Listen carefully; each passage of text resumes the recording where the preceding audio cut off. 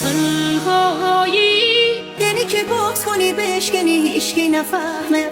تنهایی یعنی شبای سکوت و قلبی که زخمن.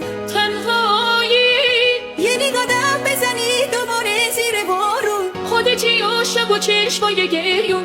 یعنی که داره تو نیست دیگه پیشت هم قدم با DJ احمد رضا لایو. تنهایی یعنی که چشمای خیس و عشق رو بارش. تنهایی یعنی یه باز و دوباره رفق و خواهش. تنهایی یعنی برق بزنی همه خاطر ما تو، حسی که پاک کنه عشق چشاتو. یعنی که داره تو نیست دیگه گوش کنه تک تک حرفاتو. ای وای از دل سوزم، ای کاش دل نمیدادم. آروم زد نم بارون، بازم یاد تو افتادم.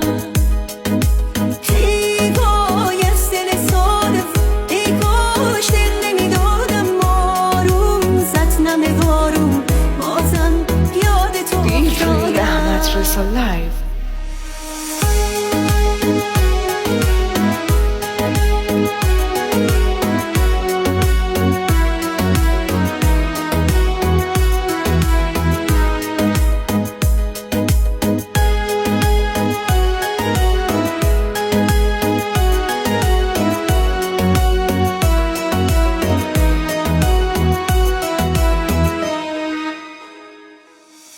تنهایی یعنی که خیره بمونی به عکس رو دیوار.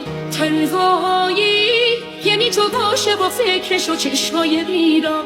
تنهایی یعنی که هر شب و هر شب دلشونه داری، توی ساعت خوش بیقراری. یعنی سهم تو خاطره باشه آروم DJ احمد نداری. رضا لایو.